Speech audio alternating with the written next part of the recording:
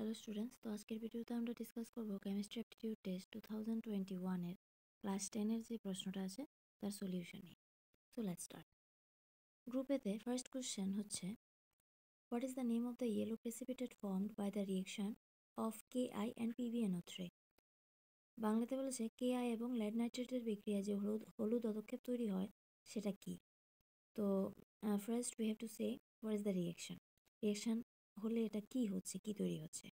তো আমরা যদি এখানে লিখি পটাশিয়াম আয়োডাইডের সাথে লেড নাইট্রেটের বিক্রিয়া রিয়াকশন, তো এখানে তৈরি হবে PbI2, যেটা হচ্ছে lead iodide, plus KNO3 potassium nitrate. ঠিক আছে, তো Ki প্লাস PbNO3 হল টু PbI2 প্লাস KNO3। এখন এই যে লেড আয়োডাইড আমাদের তৈরি হলো, এটার কালার হচ্ছে ইয়েলো কালার। ঠিক আছে, তো আমাদের এখানে অপশানে দেখতে হবে লেড আয়োডাইড কোথায় আছে, অপশানে। ঠিক আছে, তো একের অপশানে হচ্ছে right answer. Next question, PQ plus RS, PS plus RQ, the type of this chemical reaction is. এই যে বিক্রিয়াটি দিয়েছে এটা কি ধরনের বিক্রিয়া? 4 অপশানস আর গিভেন। ফার্স্ট বলেছে ডাবল ডিসপ্লেসমেন্ট বা দ্বিপ্রতিস্থাপন, পরেরটা প্রতিস্থাপন, কম্বিনেশন সংযোজন, দেন ডিকম্পোজিশন বিয়োজন। তো আমরা যদি বিক্রিয়াটাকে ভালোভাবে দেখি, এখানে দেখা যাচ্ছে the position of Q has changed, it was with P. কিউটা পি এর সাথে ছিল, কিন্তু বিক্রিয়ার পরে আফটার দ্য রিয়েকশন কিউটা চলে গেছে আর এর সাথে। সিমিলারলি এস এর পজিশনও চেঞ্জ হয়ে গেছে, এটা ছিল আর এর সাথে, এটা হয়ে গেছে এরপরে পি এর সাথে। তো এখানে দুইবার পজিশন চেঞ্জ হয়েছে, মানে ডাবল ডিসপ্লেসমেন্ট হয়েছে। সো অপশান এ হচ্ছে right answer in question 2। Next, in question 3, the colour of methyl orange in CH3COONA solution is. বলেছে এখানে যে সোডিয়াম অ্যাসিটেট দিয়েছে, এই সোডিয়াম অ্যাসিটেট দ্রবণে মিথাইল অরেঞ্জের বর্ণ কি হবে? তো এখানে কালার হচ্ছে ইয়েলো। তার কারণ হচ্ছে মিথাইল অরেঞ্জ যেটা আছে এটা বেসিক মিডিয়ামে, মানে ক্ষারীয় মিডিয়ামের মাধ্যমে হলুদ বর্ণ ধারণ করে। তো এখানে তো দিয়েছে CH3COONA। তো CH3COONA কীভাবে তৈরি হয়? এটা একটা উইক অ্যাসিড, মানে দুর্বল অ্যাসিড, আর শক্তিশালী ক্ষার স্ট্রং বেস দ্বারা গঠিত হয়। CH3COONA এটা তৈরি হয় দুর্বল অ্যাসিড, যেটা হচ্ছে অ্যাসিটিক অ্যাসিড প্লাস একটা শক্তিশালী ক্ষার বা স্ট্রং বেস NaOH। এই দুইটা কম্বিনেশন করলে আমরা এটা পাই। ঠিক আছে, এই চিহ্নটা এদিকে দিই, এটা পাচ্ছি। তাহলে যেহেতু ক্ষারটা হচ্ছে স্ট্রং, সেজন্য আমরা ধরে নেব যে এই যে সল্টটা তৈরি হয়েছে এটা হচ্ছে আমাদের বেসিক নেচার, ক্ষারীয় প্রকৃতির। সুতরাং ক্ষারীয় প্রকৃতিতে আমাদের যে মিথাইল অরেঞ্জটা সেটা ইয়েলো কালার শো করবে। Next question, which one is not an Arrhenius acid? নিচের অপশনগুলোর মধ্যে কোনটি আরহেনিয়াস অ্যাসিড নয়? তো প্রথমে জানতে হবে আরহেনিয়াস অ্যাসিড কাদের বলা হয়। তো আরহেনিয়াস অ্যাসিড হচ্ছে যারা H+ দিতে পারে, ঠিক আছে, তাদের আমরা আরহেনিয়াস অ্যাসিড বলি। তাহলে এখানে বলেছে ইজ নট, মানে সে H+ দেবে না। তো এখানের মধ্যে যদি আমরা দেখি HCl, ভিনিগার, HClO4 বা পারক্লোরিক অ্যাসিড এটার নাম, তো এদের সবাই কিন্তু H+ দিতে পারে, একমাত্র দিতে পারে না কি? এসিটিলিন। ঠিক আছে, এসিটিলিনের অ্যাকচুয়ালি সংকেত কি আমরা জানি? এসিটিলিনের সংকেত হচ্ছে Sc ট্রিপল বন্ড CH, দুইটা সির মাঝখানে ট্রিপল বন্ড থাকে, ত্রিবন্ধন থাকে। তো এটা কিন্তু H+ দিতে পারে না, তো এই জন্য এসিটিলিন হবে আরহেনিয়াস অ্যাসিড নয়। Right answer. নেক্সট কোয়েশ্চেন হচ্ছে, which of the following contains least number of atoms? নিচের কোন ক্ষেত্রে পরমাণুর সংখ্যা সবচেয়ে কম? তো এখানে যে অপশানগুলো দিয়েছে তার মধ্যে রাইট আনসার হচ্ছে ডি, 2 গ্রাম সোডিয়াম। তো কি করে বের করব? যদি এখানে দেখি, আমি এখানে চারোটা লিখে নিলাম, 4 গ্রাম কার্বন, 1 গ্রাম হাইড্রোজেন, 5 গ্রাম অ্যালুমিনিয়াম আর 2 গ্রাম সোডিয়াম।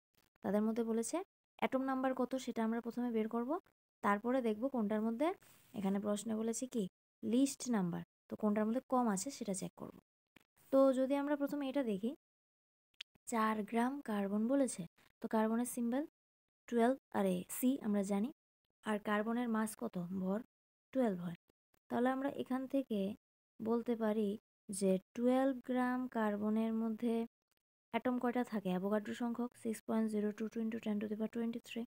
ঠিক আছে, তাহলে এখানে বলেছে 4 গ্রাম, 4 গ্রামের জন্য কতটুকু থাকবে 12 6.022 into 10 to the power 23 into 4। তো যদি আমরা একটু কাটাকাটি করি তাহলে আমরা এখান থেকে পাচ্ছি 2.0 into 10 to the power 23 এরকম কিছু একটা আমরা পাচ্ছি এখানে।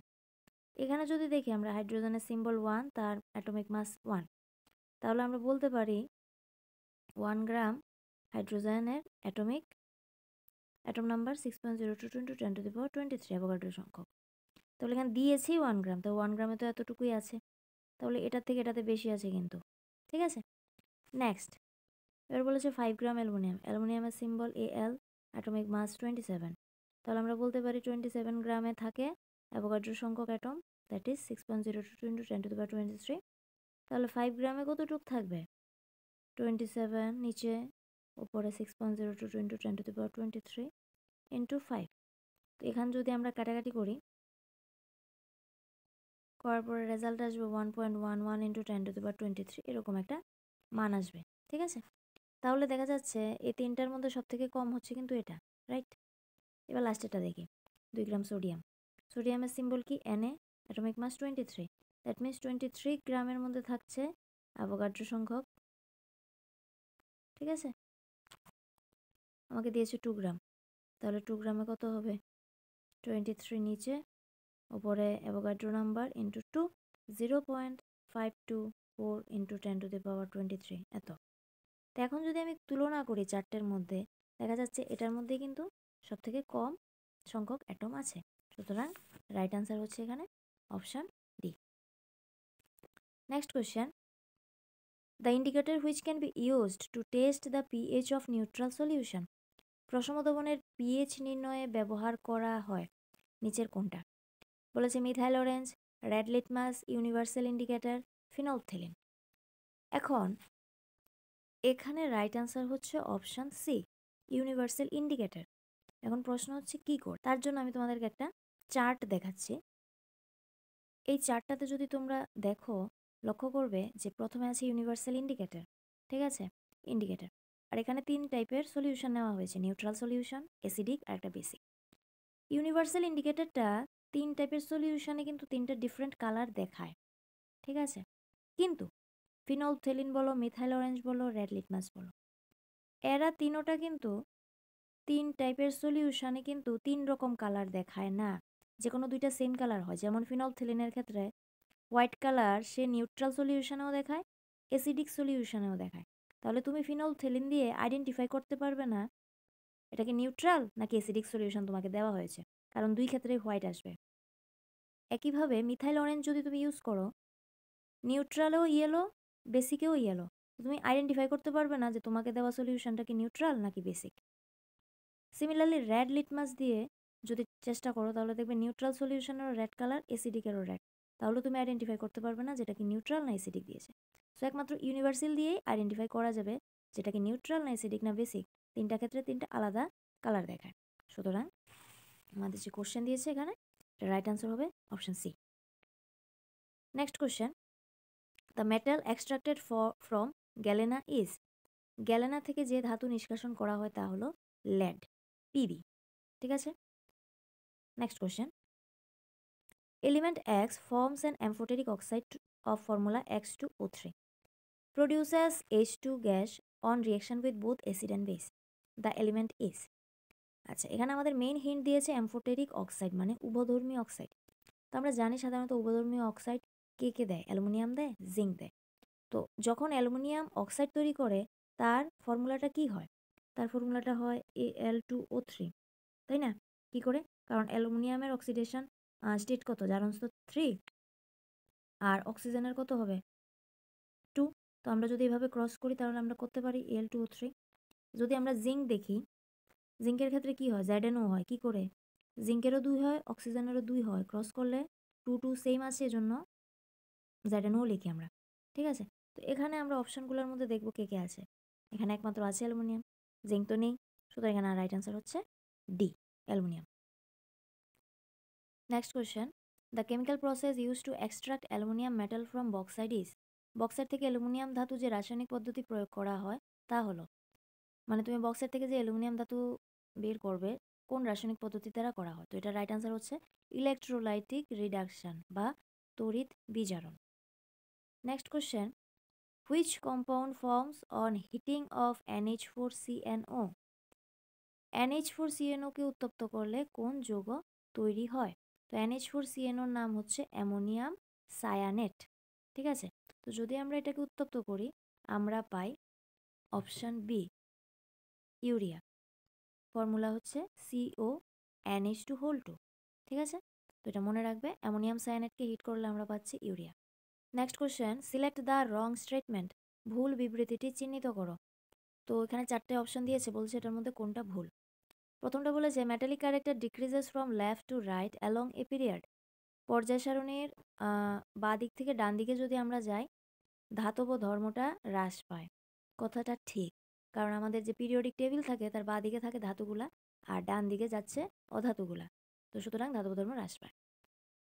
বিতে বলেছে basic character of oxides increases from top to bottom in a group. একটা শ্রেণী বরাবর উপর থেকে নিচের দিকে যদি যাই অক্সাইডের ক্ষার ধর্ম বৃদ্ধি পায়, এ কথাটাও সঠিক। তারপরে অপশান ডিতে বলেছে fluorine is the most electronegative element. Fluorine হচ্ছে সবচাইতে বেশি তড়িৎ ঋণাত্মক মৌল, এই কথাটাও সঠিক। তাহলে আমাদের বাকি রইল অপশান সি, বলেছে helium is most unstable element. Helium সবচেয়ে দুস্থিত মৌল, মানে অস্থির মৌল বলছে হিলিয়ামকে, যেটা ভুল। Helium stable element actually. তাহলে সবচেয়ে দুস্থিত মৌল কোনটা? সেটা হচ্ছে ফ্রান্সিয়াম। পর্যায় সারণীতে ফ্রান্সিয়াম যেটা আছে এলিমেন্ট, সেটা হচ্ছে সব থেকে দুস্থিত মৌল। ঠিক আছে, তাহলে 11-এর সি নাম্বার হচ্ছে right answer. Next question, tooth enamel is made up of. দাঁতের এনামেল তৈরি করা হয় কোনটা দিয়ে? রাইট অ্যান্সার হচ্ছে অপশান এ ক্যালসিয়াম ফসফেট।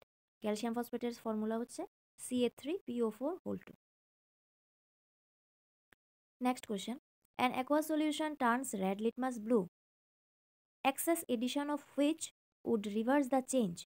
একটি জলীয় দ্রবণ লাল লিটমাসকে নীল করে, নিচের কোনটি বেশি পরিমাণে যুক্ত করলে বর্ণের পরিবর্তন উল্টো রকমের হবে? আচ্ছা, তো এখানে আমরা যদি প্রশ্নটা একবার পড়ি, বলছে লাল লিটমাসকে নীল করে, তো অ্যাসিড আর ক্ষারের মধ্যে কে লাল লিটমাসকে নীল করে? আমরা জানি ক্ষার মানে বেস লাল লিটমাসকে নীল করে। ঠিক আছে, তাহলে আমার যেটা প্রথমে দিয়েছে একটা জলীয় দ্রবণ, সেটা অবশ্যই ক্ষারীয় হবে, বেসিক হবে। তো বলেছে কোনটা বেশি পরিমাণে যুক্ত করলে বর্ণের পরিবর্তন উল্টো রকমের হবে, মানে নীল লিটমাস লাল হবে। তো আমরা জানি নীল লিটমাস লাল করে কি? অ্যাসিড। তাহলে নিচের অপশানগুলোর মধ্যে আমাকে দেখতে হবে কোনটা অ্যাসিড আছে, সেটাই বেশি পরিমাণে যোগ করতে হবে। তো রাইট আনসার হচ্ছে option B. Next, which anhydrous salt turns blue on addition of water. কোন অজলীয় লবণটির মধ্যে জল যোগ করলে নীল হয়? এখানে রাইট আনসার হচ্ছে কপার সালফেট।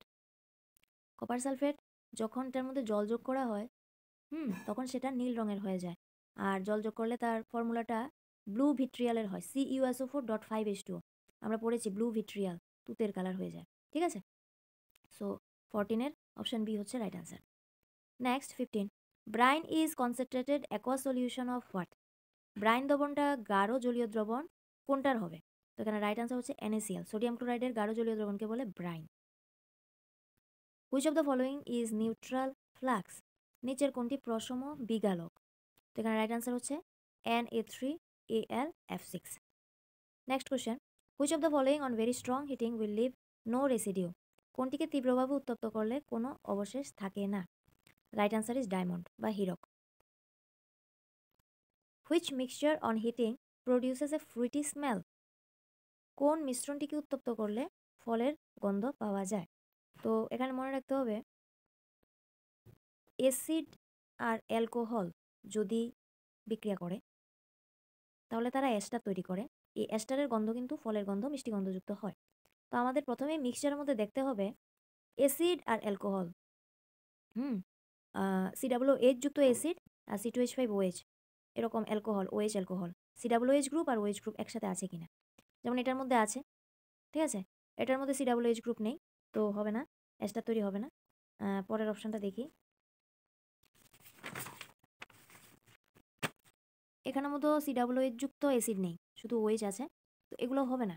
তাহলে আমাদের এখানে যেখানে আমরা মিষ্টি গন্ধ পাবো সেটা হবে CH3COOH plus H2SO4 plus H5OH। এই মিশ্রণটাতে যদি আমরা উত্তপ্ত করি আমাদের এখান থেকে অ্যাস্টার তৈরি হবে এবং যার গন্ধ হবে ফলের গন্ধ। যদি আমরা বিক্রিয়াটা করি এখানে যে অ্যাস্টারটা তৈরি হবে এটা হচ্ছে CH3COOC2H5 তৈরি হবে আমাদের।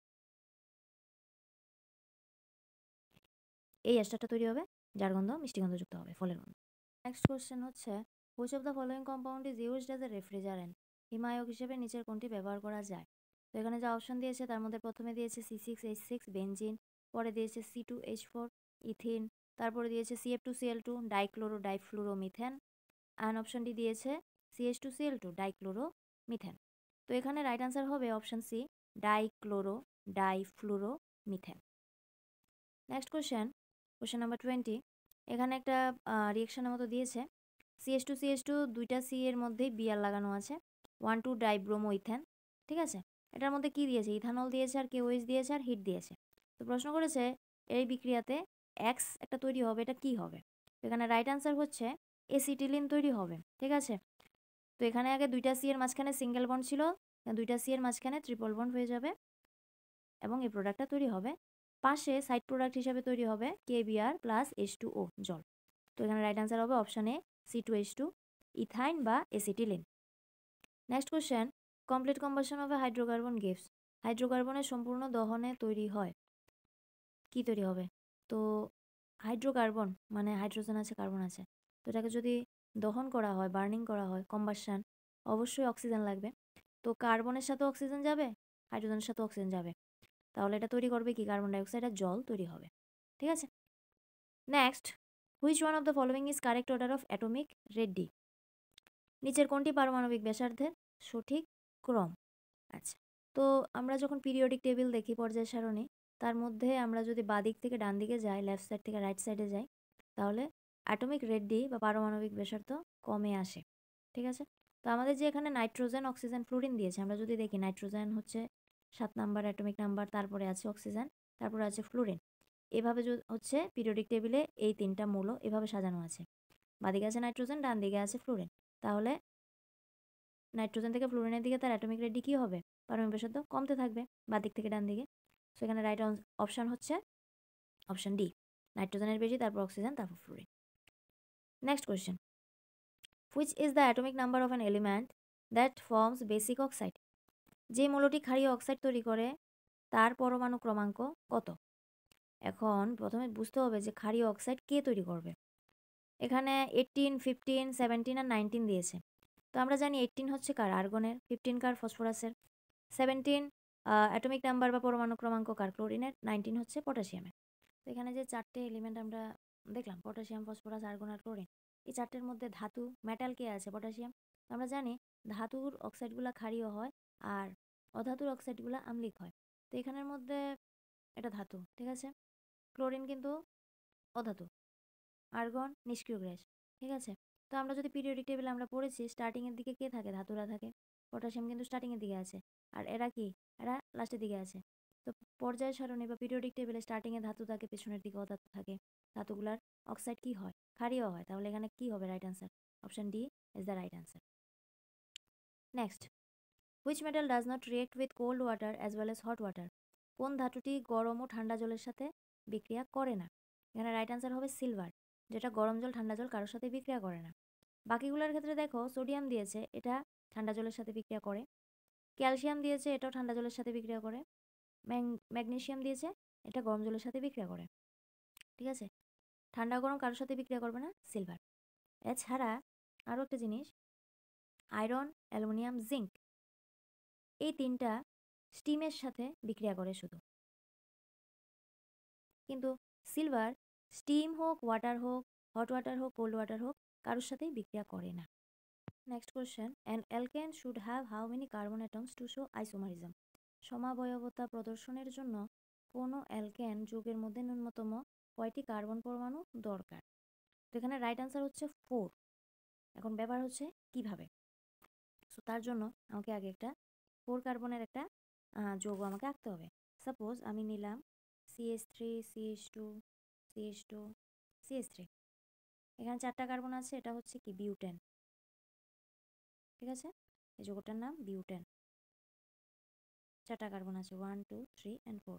এখন এই চারটা কার্বনকে আমরা আরেকভাবেও সাজাতে পারি, যেমন CH3 CH3। এখানেও কিন্তু চারটা কার্বনই আছে 1 2 3, কিন্তু এটার IUPAC নাম আরেকটা হবে, কি হবে 2 মিথাইল প্রোপেন 2 মিথাইল প্রোপেন। তাহলে দেখা যাচ্ছে যে একটা অ্যালকেন যৌগ, অ্যালকেন কাদের বলি, যেখানে কার্বন কার্বনের মাঝখানে সিঙ্গেল বন্ড থাকে, দুইটা যৌগেই কিন্তু সিঙ্গেল বন্ড আছে। তো একটা অ্যালকেন যৌগ যেখানে চারটা কার্বন মিনিমাম আছে, এবং এই চারটা কার্বনকে আমরা আলাদা আলাদাভাবে সাজাতে পারি এবং সাজিয়ে দুটা আলাদা যৌগ তৈরি করতে পারি, আলাদা কম্পাউন্ড তৈরি করতে পারি, ঠিক আছে। তো অ্যালকেন যৌগে মিনিমাম চারটে কার্বন অবশ্যই দরকার। এখন চারটে থেকে যদি আমি কম নিই, যেমন মনে করি তিনটে নিলাম, CH3 CH2 CH3, এটাকে কিন্তু আমি অন্যভাবে সাজাতে পারবো না আর কোনোভাবে, ঠিক আছে। যদি আমি এইভাবে লিখতে যাই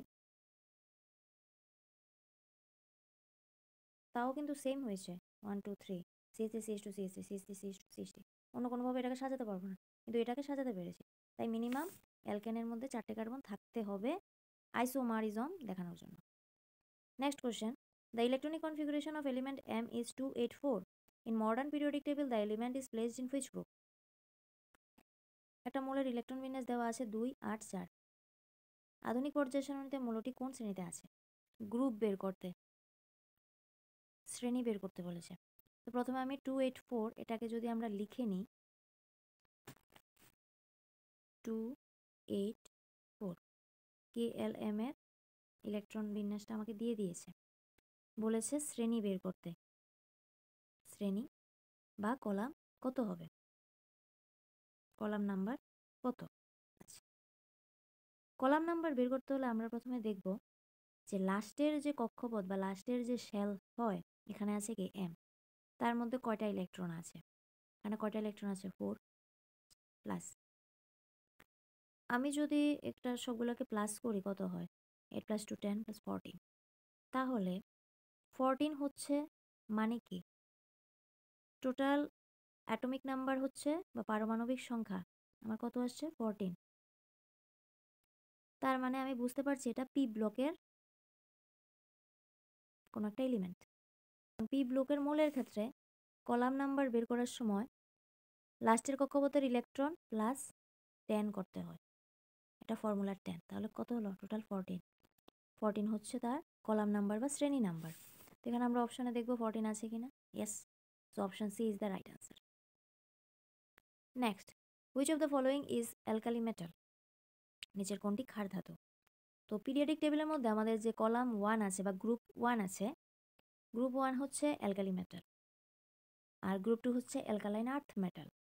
তো আমরা দেখব এই চারটে এলিমেন্টের মধ্যে মেটালের মধ্যে কোনটা গ্রুপ 1 এর আছে।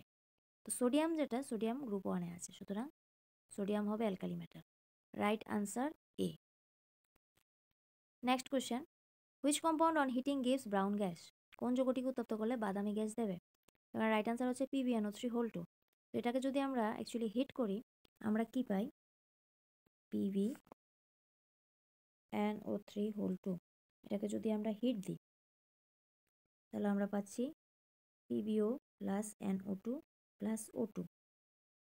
তো নাইট্রোজেন ডাইঅক্সাইড গ্যাস পাচ্ছি যেটা হচ্ছে ব্রাউন কালারের বা বাদামি, তো এই জন্য রাইট আনসার হবে বাদামি। Next question, which of the following reaction is an example where two gases react to form a solid, নিচের কোন ক্ষেত্রে দুটি গ্যাসের বিক্রিয়া একটা কঠিন যৌগ তৈরি হয়। আচ্ছা, তো এখানে রাইট আনসার হচ্ছে অপশন বি, যেখানে অ্যামোনিয়া হচ্ছে একটা গ্যাস, HClও একটা গ্যাস, এবং তারা দুজন বিক্রিয়া করে তৈরি করছে অ্যামোনিয়াম ক্লোরাইড, যেটা হচ্ছে সলিড। বাকিগুলো যদি আমরা দেখি তেমন NaOH এটা কিন্তু সলিড, তো আমাকে বলেছে দুইটা গ্যাসের বিক্রিয়া, তো এখানে একটা সলিড একটা গ্যাস, এটা হবে না। এখানেও এটা ক্যালসিয়াম কার্বনেট, এটা সলিড এটা গ্যাস, হবে না, এটাও হচ্ছে না, সুতরাং option B is the right answer. 30, নিচের কোনটি ব্রোমিন জলের বর্ণ পরিবর্তন করে, which compound decolourises bromine water.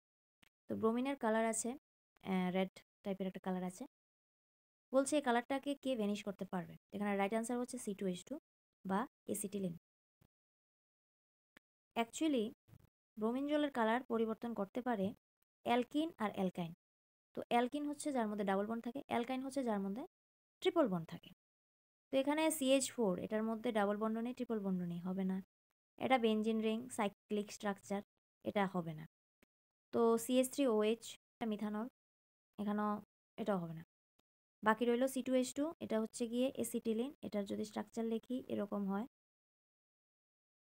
Triple bond আছে, ঠিক আছে। তো এটা হবে right answer. Now group B questions. Each question has 2 marks. So let's start. 31 number. A metal M forms a water-soluble salt MnO3. Aqueous solution of MnO3 produces a white precipitate with NaCl solution. The metal M is the most efficient conductor of electricity. Write down the name of M, the name of the white precipitate. বাংলাতে বলেছে একটা ধাতু M জলে দ্রাব্য MnO3 লবণ তৈরি করে। MnO3 এর জলীয় দ্রবণ NaCl এর জলীয় দ্রবণের সাথে বিক্রিয়ায় একটা সাদা অদক্ষেপ তৈরি করে। M ধাতু তড়িতের সবচেয়ে উৎকৃষ্ট পরিবাহী। M ধাতুটার নাম কি আর সাদা অদক্ষেপের নাম কি? এখানে যদি আমরা করে দেখি, আমি ডাইরেক্ট আনসার বলে দিচ্ছি। এখানে M ধাতুটা হচ্ছে সিলভার, ঠিক আছে। তো বলেছে MnO3, NO3 মানে কি নাইট্রেট। তো M এর জায়গাতে আমি কি বসাবো? সিলভার। তাহলে সিলভার নাইট্রেট, এটা হচ্ছে আমার সল্ট, যেটা বলেছে লবণ তৈরি করে, MnO3 লবণ, এটা হচ্ছে সিলভার নাইট্রেট লবণ। আর একটা ধাতু M যেটা বলেছে সেটা হচ্ছে সিলভার। এবার MnO3 এর জলীয় দ্রবণ NaCl এর সাথে বিক্রিয়া করেছে, দ্যাট মিনস AgNO3টা রিঅ্যাকশন করেছে NaCl এর সাথে, তখন কি তৈরি হবে? এখানে তৈরি হবে AgCl প্লাস NaNO3। NO3 জায়গা বদল করে N এর সাথে এসছে, Cl জায়গা বদল করে Ag এর সাথে এসছে। তো এটা হচ্ছে কি দ্বি প্রতিস্থাপন বিক্রিয়া বা ডাবল ডিসপ্লেসমেন্ট রিঅ্যাকশন। তো এখানে যে AgCl তৈরি হয়েছে এটা হচ্ছে আমার সাদা অদক্ষেপ বা হোয়াইট প্রেসিপিটেট, সিলভার ক্লোরাইড। তো হয়ে গেল, M ধাতুর নাম হচ্ছে সিলভার, সাদা অদক্ষেপ নাম হচ্ছে silver chloride. Next, you are provided with lime water with a matchbox and a hydrochloric acid. Using this, how can you distinguish between zinc metal and sodium carbonate? তোমাকে চুন জল দিয়েছে, দেশলাই বক্স দিয়েছে, হাইড্রোক্লোরিক অ্যাসিড দিয়েছে, বলেছে এগুলো ব্যবহার করে তুমি কিভাবে পার্থক্য করবে যে কোনটা জিঙ্ক ধাতু কোনটা সোডিয়াম কার্বনেট। তো প্রথমে আমাকে কি কি দেওয়া হয়েছে সেটা আগে লিখে নিই। চুন জল দেওয়া হয়েছে, লাইম ওয়াটার দেওয়া হয়েছে, চুন জলের সংকেত কি হবে? CaOH2। আচ্ছা, তোমাকে ম্যাচ বক্স দিয়েছে, মানে কি তোমার এখান থেকে আগুন আছে, ফায়ার তুমি এখান থেকে পাবে। আচ্ছা, আরেকটা কি দিয়েছে? হাইড্রোক্লোরিক অ্যাসিড দিয়েছে। তো হাইড্রোক্লোরিক অ্যাসিডের সংকেত কি? অ্যাসিড দিয়েছে তোমাকে HCl, হাইড্রোক্লোরিক অ্যাসিড, ঠিক আছে। বলছি এগুলো ইউজ করে তুমি জিঙ্ককে আইডেন্টিফাই করতে হবে, আরেকটা দিয়েছে সোডিয়াম কার্বনেটকে তোমাকে আইডেন্টিফাই করতে হবে। তো এখন আমরা জানি জিঙ্ক তো ধাতু, মেটাল। জিঙ্কের সাথে যদি অ্যাসিডের বিক্রিয়া হয়, মেটালের সাথে অ্যাসিডের বিক্রিয়ায় কি গ্যাস উৎপন্ন হবে? Hydrogen gas. হাইড্রোজেন গ্যাসকে যদি আমরা জ্বালে এটা দেশলাই কাঠি যদি হাইড্রোজেন গ্যাসের সামনে ধরি তাহলে এটা কি সাউন্ড করবে? পপ শব্দ করবে। তাহলে আমি ম্যাচ বক্স দিয়ে H2 গ্যাস আইডেন্টিফাই করতে পারবো। এবার আসি Na2CO3। সোডিয়াম কার্বনেটকে যদি আমি HCl এর সাথে বিক্রিয়া করি তাহলে কি তৈরি হবে? NaCl plus H2O plus CO2, ঠিক আছে। আমার কি তৈরি হলো? কার্বন ডাইঅক্সাইড তৈরি হলো। এখন আমরা জানি কার্বন ডাইঅক্সাইড যদি স্বচ্ছ চুন জল বা লাইম ওয়াটার দিয়ে পাঠানো হয় তাহলে চুন জলটা ঘোলা হয়ে যায়, অপেক হয়ে যায়, ক্লিয়ার লাইম ওয়াটারটা আনক্লিয়ার হয়ে যায়, ঠিক আছে। তো এভাবে আমি হাইড্রোজেন গ্যাস আর দিয়ে আর কার্বন ডাইঅক্সাইড দিয়ে জিঙ্ক আর সোডিয়াম কার্বনেটকে আমরা আইডেন্টিফাই করতে পারবো। Next question, calculate the number of protons in 1.6 gram of CH4। 1.6 gram CH4 এর মধ্যে কয়টি প্রোটন আছে? দেখুন আমাকে বলেছে 1.6 গ্রাম CH4, রাইট। বলেছে প্রোটন সংখ্যা বের করতে, নাম্বার অফ প্রোটন। তো নাম্বার অফ প্রোটন আমরা জানি কোনো একটা অ্যাটমের মধ্যে প্রোটন সংখ্যা আর ইলেকট্রন সংখ্যা সমান হয়, ঠিক আছে। তো আমরা প্রথমে ইলেকট্রনটা বের করব, তাহলে ইলেকট্রন যত হবে সেটাই প্রোটন হবে। এখানে মিথেন দিয়েছে CH4, এটার মধ্যে টোটাল কয়টা ইলেকট্রন আছে সেটা প্রথমে কাউন্ট করব। যেমন কার্বনের আছে 6টা ইলেকট্রন, প্লাস হাইড্রোজেনের একটা করে 4টা হাইড্রোজেন আছে, সো 4, টোটাল 10টা ইলেকট্রন। একটা CH4 মলিকিউলে 10টা ইলেকট্রন থাকে। একটা মলিকিউল CH4-এ 10টা ইলেকট্রন থাকছে। যখন আমরা CH4 বলি, CH4-এর অ্যাকচুয়ালি ভর বা অ্যাটমিক ওয়েট কত হয়? কার্বনের 12, হাইড্রোজেনের একটা করে 4টা আছে, 16 গ্রাম। ঠিক আছে, তো 16 গ্রামে মানে কি 1 মোল। 16 গ্রামে কতগুলা মলিকিউল থাকবে? অ্যাভোগাড্রো সংখ্যক। এতগুলা কি থাকবে? মলিকিউল থাকবে। ঠিক আছে, 16 কোথা থেকে পেয়েছি? মিথেনের অ্যাটমিক ওয়েট, কারণ আণবিক ভর থেকে। একটা CH4 মানে 1 মোল CH4, ওই 1 মোল CH4 মানে 16 গ্রাম। তো 16 গ্রামে অ্যাভোগাড্রো সংখ্যক মলিকিউল থাকে। এখানে দেখেছি একটা মলিকিউলের মধ্যে 10টা ইলেকট্রন থাকে, তাহলে অ্যাভোগাড্রো সংখ্যক মলিকিউলের মধ্যে কতগুলো ইলেকট্রন থাকবে? একটা মলিকিউলে যদি 10টা ইলেকট্রন থাকে, দেন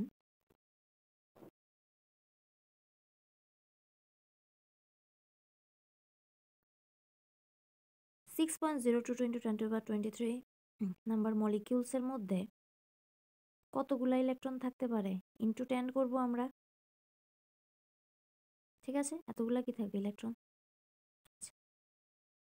এবার এতগুলা মলিকিউলস মানে কি 16 গ্রাম, তাই না? 16 গ্রামেই তো এতগুলা মলিকিউলস আছে, আর এতগুলা মলিকিউলসের মধ্যে ইলেকট্রন আছে এতগুলা। তাহলে আমরা ডাইরেক্ট বলতে পারি 16 গ্রামে ইলেকট্রন আছে এতগুলা। আমাকে প্রশ্নে বলেছে 1.6 গ্রাম, 1.6 গ্রাম। 16 গ্রামে যদি এতগুলা থাকে, 1.6 গ্রামে কতগুলা থাকবে? 16 দিয়ে ডিভাইড করব এটাকে, ইন্টু 1.6। ঠিক আছে, আমরা যদি কাটাকাটি করি তাহলে আমাদের আসছে এত, এতগুলা কি ইলেকট্রন। তো আমরা জানি ইলেকট্রন সংখ্যা আর প্রোটন সংখ্যা কি হয়? সমান হয়। তাহলে প্রোটন কত হবে? আমাকে তো প্রোটন বের করতে বলেছে, তাহলে প্রোটন নাম্বার কত হবে? সেম। এটাই এখানে বের করতে বলেছে, calculate the number of protons. ঠিক আছে, which one between C6H6 and C6H12 burns with a more sooty flame and why? Benzene এবং সাইক্লোহেক্সেনের মধ্যে কোনটি বেশি কালো শিখায় জ্বলে? তো কালো শিখায় বলেছে, মানে যার মধ্যে কার্বনের পরিমাণ বেশি থাকবে সেটা বেশি কালো শিখায় জ্বলবে। এখন এখানে দেখা যাচ্ছে C6H6 হচ্ছে বেনজিন আর C6H12 হচ্ছে সাইক্লোহেক্সেন। যদি আমি স্ট্রাকচার আঁকি এদের দুইজনের, তাহলে বেনজিনের হচ্ছে এরকম, আর C6H12 এটার হচ্ছে এরকম। প্রত্যেকটা কর্নারে একটা করে সি থাকে, 6টা কর্নারে 6টা সি। এখানেও সেম, ভেতরে কোনো ডাবল বন্ড নেই, সুতরাং প্রত্যেকটা কার্বনে 2টা করে হাইড্রোজেন লাগানো থাকে। ঠিক আছে, আর এখানে প্রত্যেকটা কার্বনে একটা করে হাইড্রোজেন লাগানো থাকে। এ হচ্ছে বেনজিন আর এটা হচ্ছে সাইক্লোহেক্সেন। তো এখন যদি আমি কার্বন আর হাইড্রোজেনের রেশিও করি, অনুপাত করি, এখানে কত আছে? 1:1 করে আছে, কিন্তু এখানে কত? 1:2। তাহলে এখানে কার্বন আর হাইড্রোজেনের রেশিওতে দেখা যাচ্ছে কার্বন কম আছে, হাইড্রোজেন বেশি, কিন্তু এখানে দুটোই সেম সেম আছে। তাহলে কার্বন কোয়ান্টিটি, কার্বনের পরিমাণ কোনটাতে বেশি আছে? এটাতে। এটাতে কি কমে গেছে হিসাবে, সেজন্য কার্বন এটাতে বেশি আছে, মানে এই বেনজিন বেশি কালো শিখায় জ্বলবে। ক্লিয়ার? নাও পরেরটা চলছে মেন্ডেলিফের পিরিয়ডিক টেবিলের ইম্পর্টেন্স দুইটা। এটা ইজি কোশ্চেন, তোমরা ওটা পারবে। Next question, right down the IUPAC name of CH3COOH। বলেছে CH3COOH এর আইউপিএসি নাম কি হবে? তো CH3COOH যদি আমরা লিখি, প্রথম কাজ কি? নাম্বার দেওয়া। নাম্বার দেব কোন সাইড থেকে? এদিক থেকে 1 2। এখান থেকে কেন দিয়েছি? কারণ এখানে একটা ফাংশনাল গ্রুপ বা কার্যকরী গ্রুপ আছে। তো কার্বন কয়টা আছে? 2টা। 2টার জন্য কি হবে? ইথ। কার্বন কার্বনের মাঝখানে এক বন্ধন আছে, তাহলে কি হবে? ইথ যোগ N, অ্যালকেনের N প্লাস COOH থাকলে আমরা কি যোগ করি? ওইক অ্যাসিড যোগ করি, ইজন্ট ইট? তাহলে ইথ যোগ N কি হবে? ইথেন। আর এদিক থেকে আসছে কি? ওইক অ্যাসিড। তাহলে আমার নামটা কি হবে? Ethanoic acid.